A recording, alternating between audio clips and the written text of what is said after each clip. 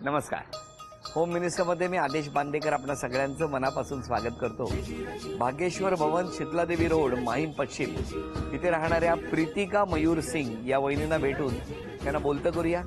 चला ऐकूया प्रेमकथा सिंग कुटुंबाची. सिंग, चला.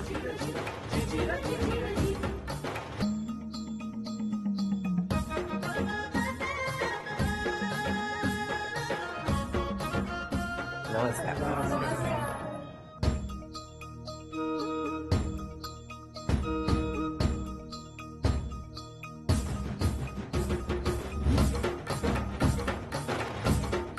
घ्या उखाणा.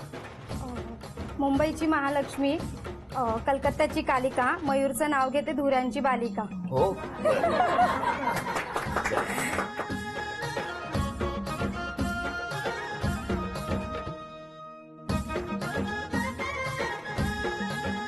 आता द्या ओळख करून सगळं. माझं मिस्टर मयूर सिंग, नमस्कार. मुलगी रुद्रा मयूर सिंग, हो. आई, नमस्कार. मामा, मावशी, नमस्कार. वहिनी, मामी, हो हो. बहीण माझी, हे सगळे बहीणचे फ्रेंड्स, भाची, काकी, आमचे शेजारी, इथे वहिनी आहे, काक्या आहेत सगळ्या या मागे. नमस्कार. नमस्कार. तुमचं माहेरचं नाव काय? प्रीतिका प्रकाश धुरी. इथेच राहिला होता? हो, दादरमध्ये. नाही, दादरमध्ये. दादर. हो. चला सुरुवात करूया गप्पांना. नमस्कार. नमस्कार. नमस्कार. नमस्कार. काय टेन्शन आलंय? मगाशी एकदम आवाज जोरात होता आल्याबरोबर, आता एकदम कमी झाला. टेन्शन आलं तुम्हाला बघितलं. तुमचं बालपण कुठलं? City light, Matunga station. बरं, राहायला कुठे होते तुम्ही? सिटी लाईटला. शाळा? तिकडे बालमोहन. बालभवन मध्ये 10वी पर्यंत? नाही, 5वी. 5वी नंतर कुठे गेले? नंतर सोडून दिली शाळा. सोड. मग काय आपण काय करता? मी टेस्टरच्या कंपनीत आहे, मशीन ऑपरेटर. आणि आपण काय करता? गृहिणी. घरी कोण कोण होतं? लहानपणी वडील, मी आणि आई आणि कुठे काका. कुठे राहायचे? दादरमध्ये. दादरला कुठे?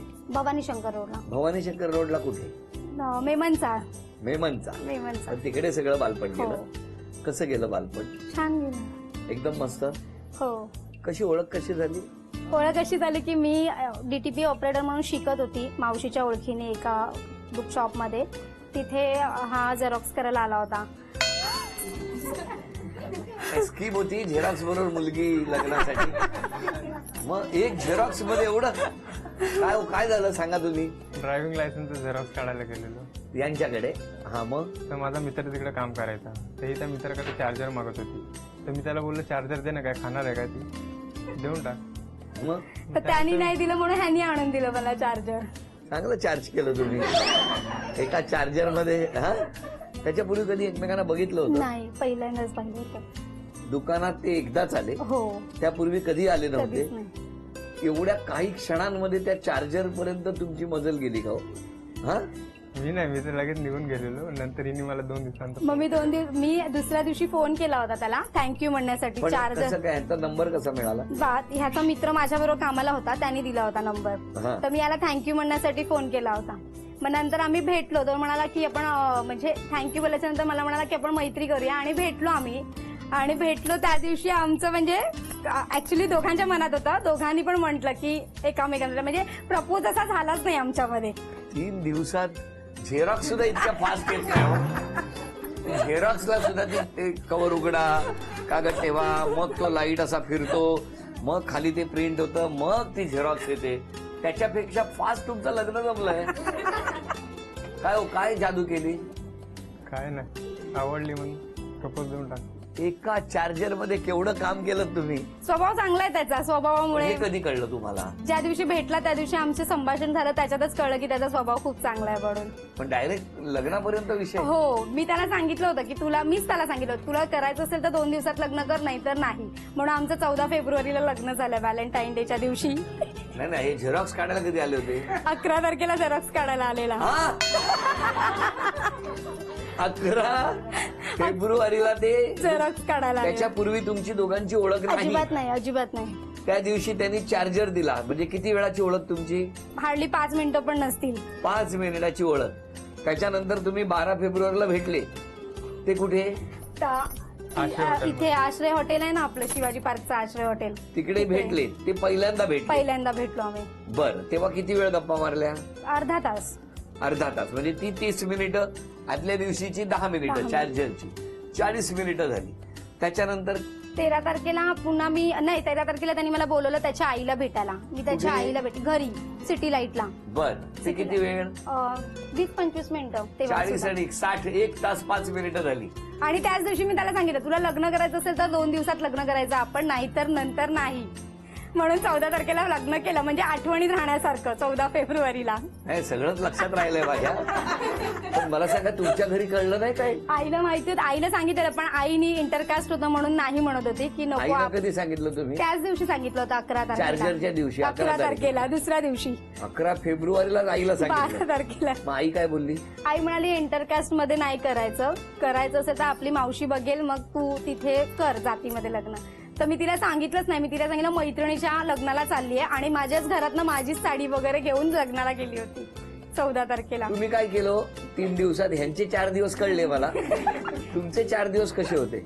माझे 4 दिवस तिच्याबरोबर सुखातच चांगले गेले. मी इथे हिला घेऊन पळून गेलो घरून. पण तुम्हाला इतक्या अनोळखी माणसावरती विश्वास कसा बसला हो? माहिती नाही, मला वाटलं की मी ह्याच्याबरोबर काढू शकते लाईफ आणि हे करतोय आम्ही संसार सुखाचा. 13 वर्ष झाली आज आमच्या नाही, नाही, संसाराला. नाही, त्यासाठी शुभेच्छा.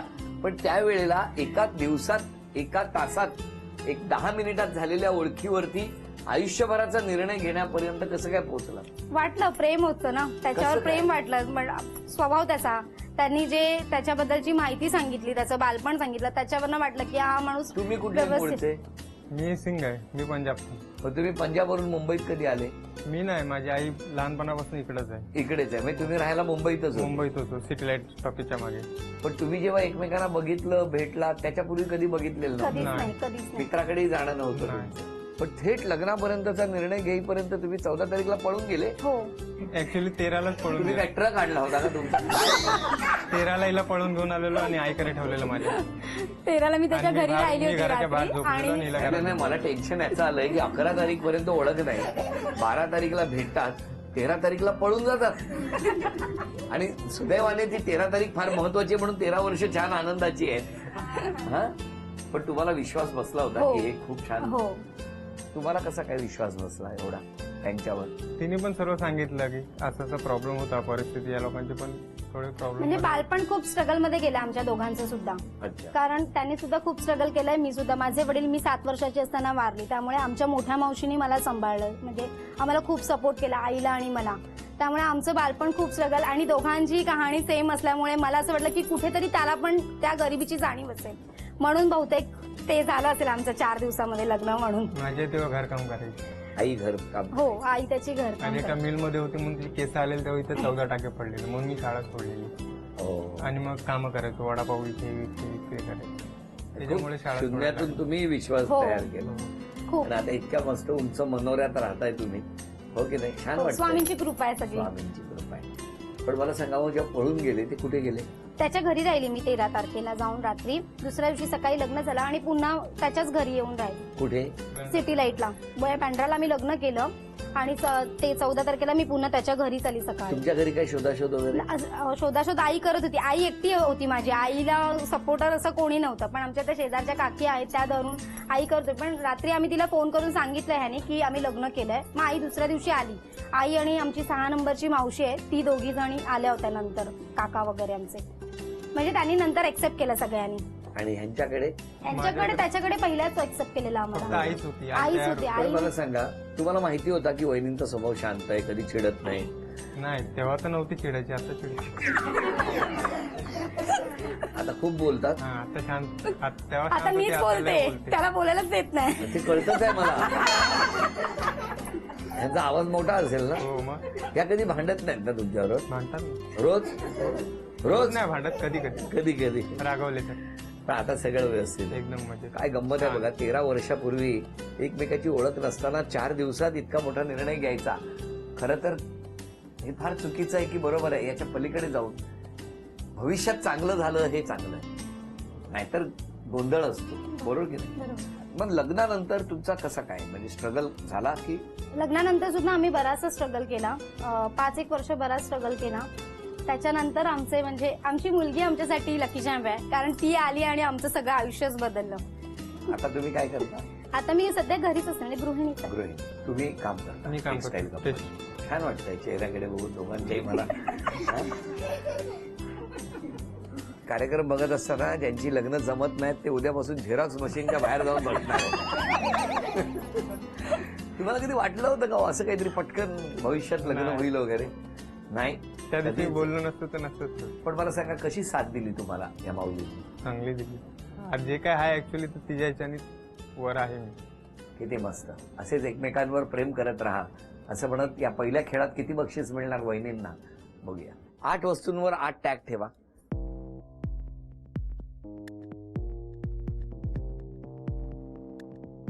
वेळ सुरू झाली. ते सांगा. द्या. उघडू की बदलायचंय? 1 रुपया. तुमचं सगळं पहिल्या फटक्यातच आहे. हा? दुसरा तिसरा चान्स नाहीच. आता कुठल्या पाहिजे त्या घ्या वस्तू. मिळालं बक्षीस. 10 रुपये. 5 रुपये. 16 रुपये झाले. 20 रुपये. 36 रुपयाचं बक्षीस तुम्हाला मिळालं. थँक्यू. पण ऐका, हे बक्षिसापुरतच. हो. 36चा आकडा नको हा आपल्याला.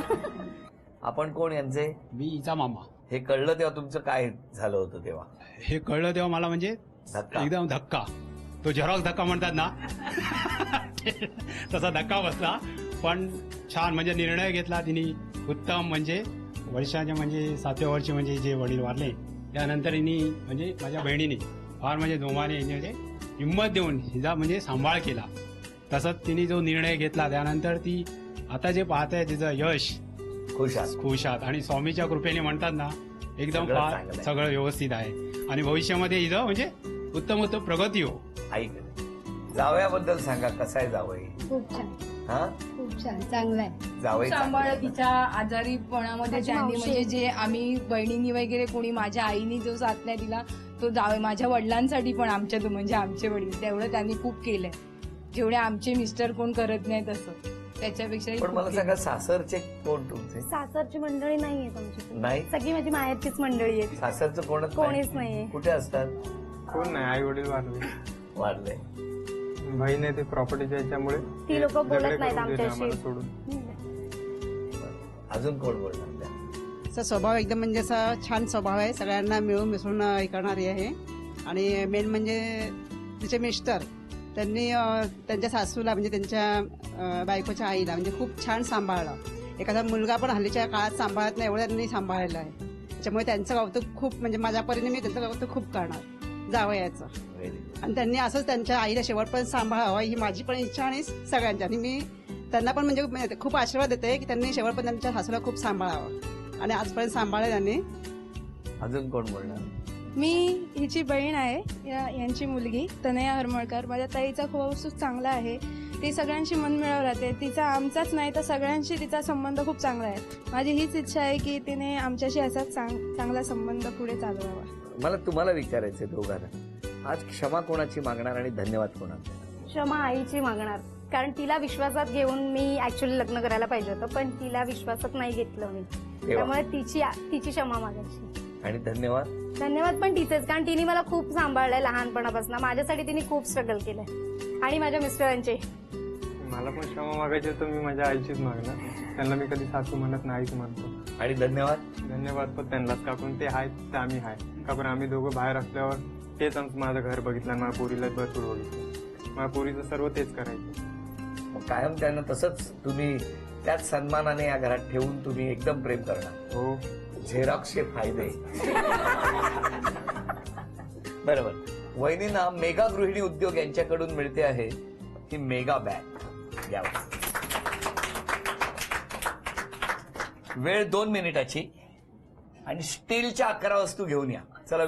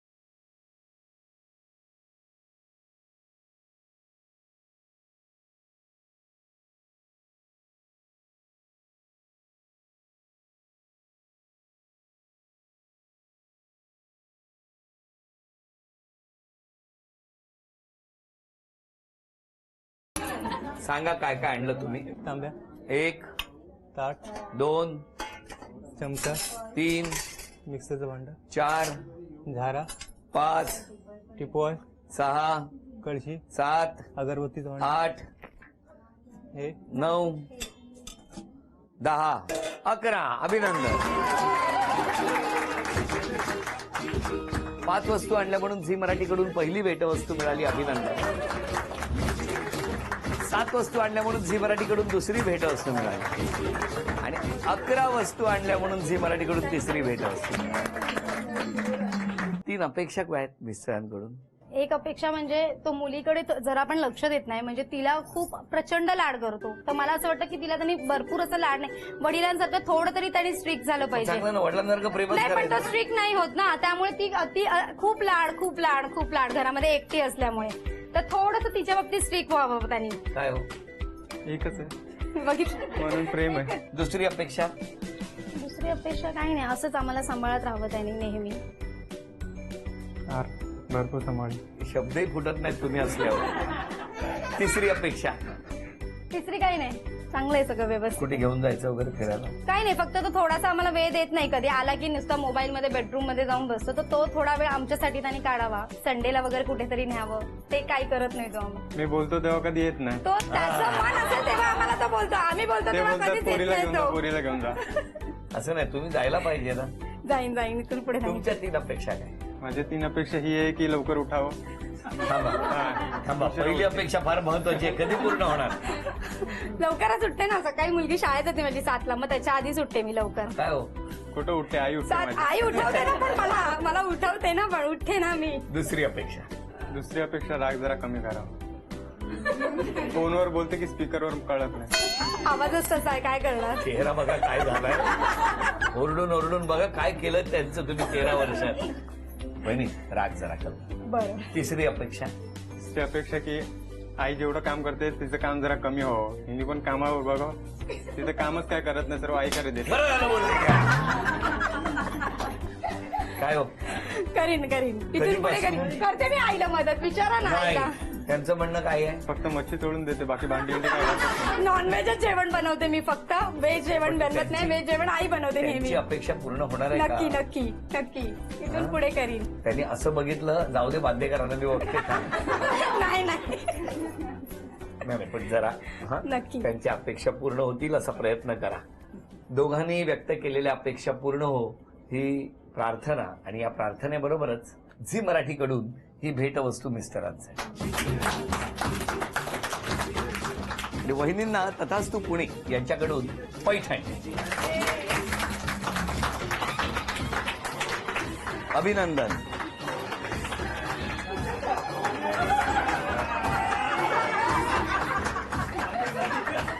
दोघांनाही शुभेच्छा देऊन आजचा भाग इथेच संपवूया आणि पुन्हा भेटूया अशीच एक पैठणी घेऊन होम मिनिस्टरच्याच पुढच्या भागात. नमस्कार.